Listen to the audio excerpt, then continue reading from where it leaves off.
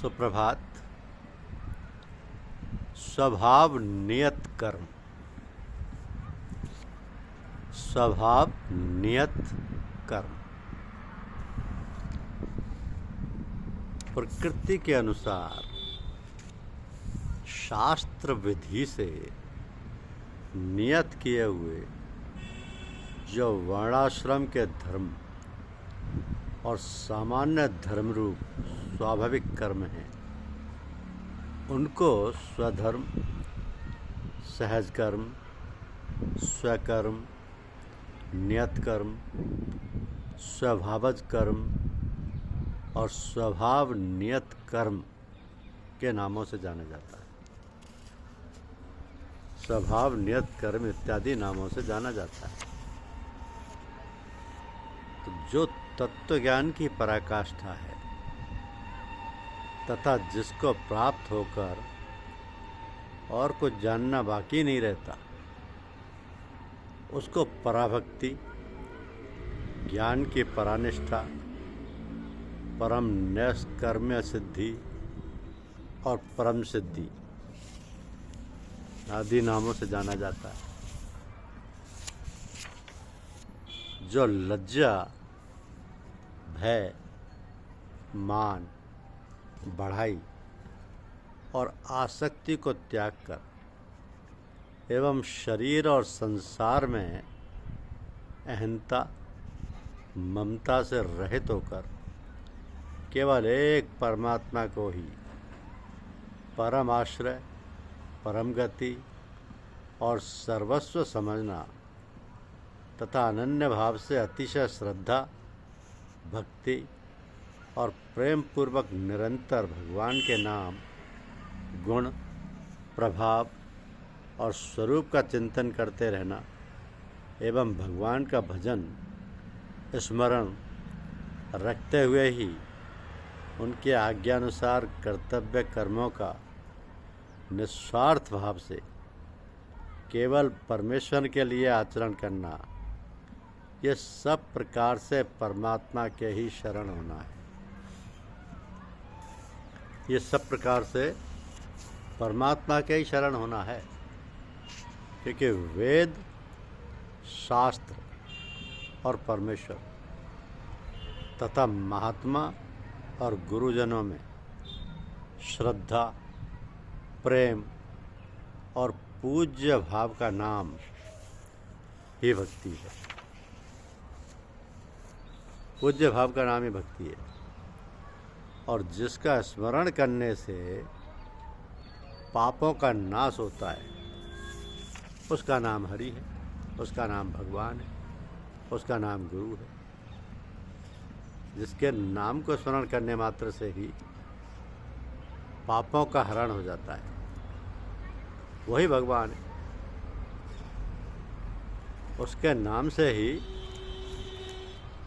सारे पाप दूर हो जाते हैं। जिसका वध नहीं किया जा सके,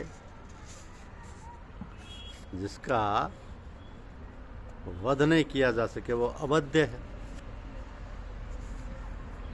अप्राप्त की प्राप्ति का नाम योग है, और प्राप्त वस्तु की रक्षा का नाम क्षेम है।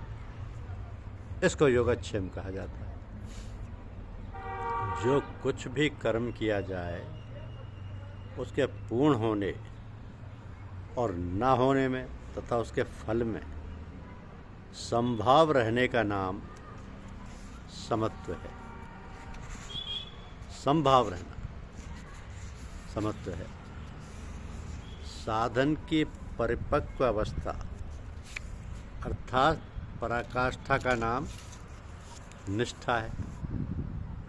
तो माया से उत्पन्न हुए संपूर्ण गुण ही गुणों में बरतते हैं, ऐसे समझकर तथा मन, इंद्रिय और शरीर द्वारा होने वाली संपूर्ण क्रियाओं में कर्तापन के अभिमान से रहित होकर सर्वव्यापी सच्चिदानंद घन परमात्मा में एक ही भाव से स्थित रहने का नाम ज्ञान योग है।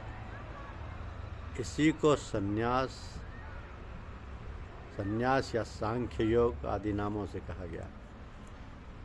तो फल और आसक्ति को त्याग कर भगवदाज्ञा अनुसार केवल भगवदर्थ समत्व बुद्धि से कर्म करने का नाम निष्काम कर्मयोग है। इसी को समत्व योग, बुद्धि योग, कर्मयोग, तदर्थ कर्म, मदर्थ कर्म, मत कर्म आदि नामों से कहा गया है। जिस अवस्था को प्राप्त हुए पुरुष के कर्म अकर्म हो जाते हैं, अर्थात फल उत्पन्न नहीं कर सकते, उस अवस्था का नाम निष्कर्मता है। उस अवस्था का नाम निष्कर्मता है।